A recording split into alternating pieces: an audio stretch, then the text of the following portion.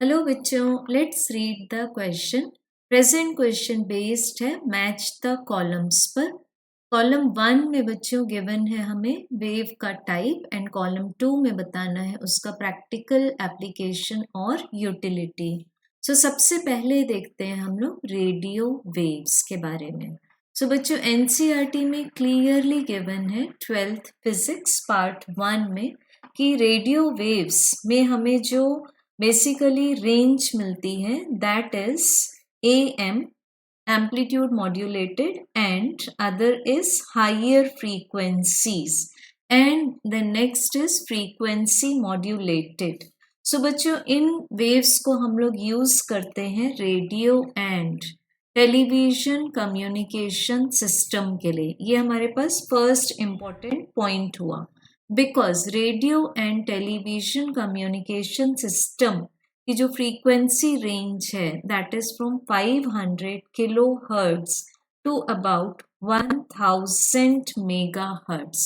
Now if we talk for the amplitude modulated band, it is from 530 kilohertz to about 1710 that is 1710 kilohertz. अब अगर हम बात करें higher frequency range की तो this is the frequency up to 54 megahertz जिसको हम use कर सकते हैं शॉर्ट वेव बैंड्स के लिए। अब बच्चों यहाँ पर फिर बात उठती है टेलीविजन एंड कम्युनिकेशन सिस्टम की।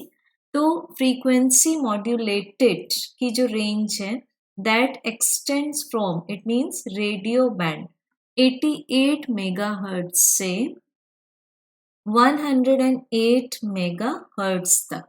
अब जो सेल्यूलर फोन्स हैं, मोबाइल फोन्स हैं, सेल्यूलर फोन्स यूज करते हैं रेडियो वेव्स को।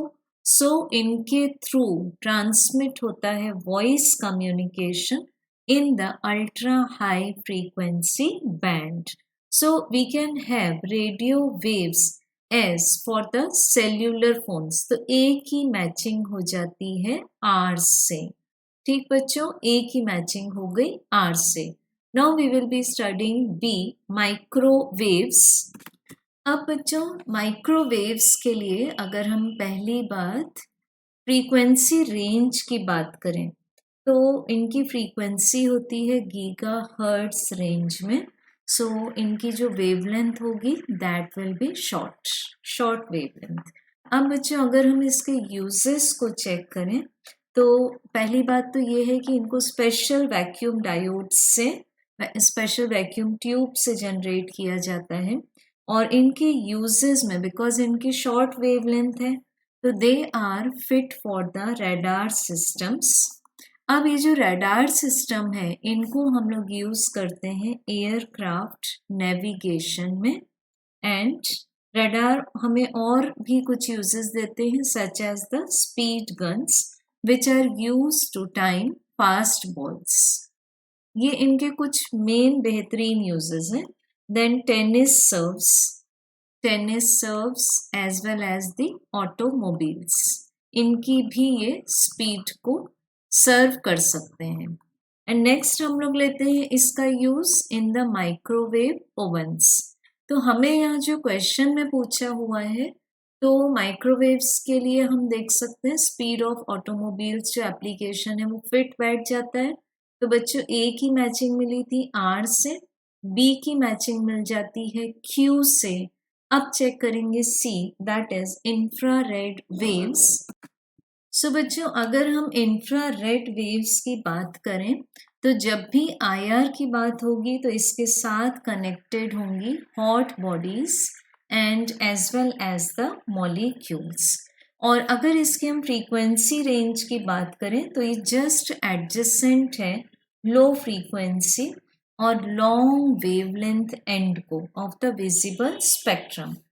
बच्चों इंफ्रारेड वेव्स को हम लोग कई बार इस तरह से भी इंटरप्रेट करते हैं कि they are refer to as heat waves. अब हीट वेव्स क्यों बोला जाता है इनको?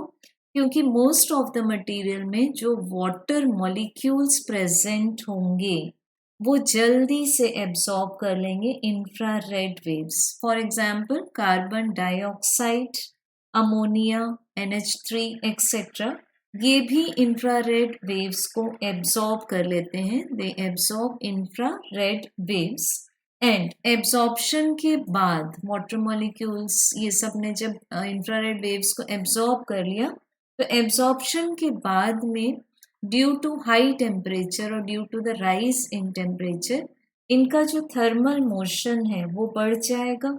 सो थर्मल मोशन जब बढ़ेगा तो ये अपने आसपास के एटमॉस्फेयर दैट इज सराउंडिंग को भी क्या कर देंगे, हीट अप कर देंगे।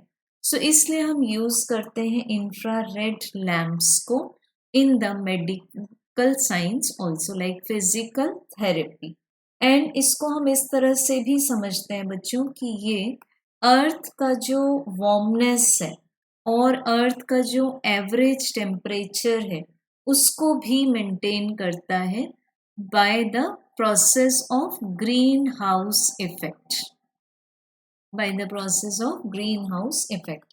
सो बेसिकली बच्चों ग्रीन हाउस इफेक्ट में क्या होगा इसको भी समझ लेते हैं कि जो इनकमिंग जो विजिबल लाइट मिल रही है हमें अर्थ सरफेस पर, जो इनकमिंग विजिबल लाइट है जो कि एटमॉस्फेयर से इजीली पास हो रही है, लॉन्गर वेवलेंथ है उसकी, तो उसको green house gases such as carbon dioxide, water vapour, NH3 etcetera ये अपने आप में एब्जॉर्ब कर लेंगे एंड इस तरह से अर्थ का टेम्परेचर मेंटेन होगा। सो बच्चों यहाँ बोल सकते हैं कि इंफ्रारेड वेव्स के साथ में मैचिंग होगी P की। तो रिकॉल करेंगे मैचिंग को, A का आंसर था R, B का आंसर है Q एंड C का आंसर है P, तो RQP। It means correct answer is option number 2। Thank you.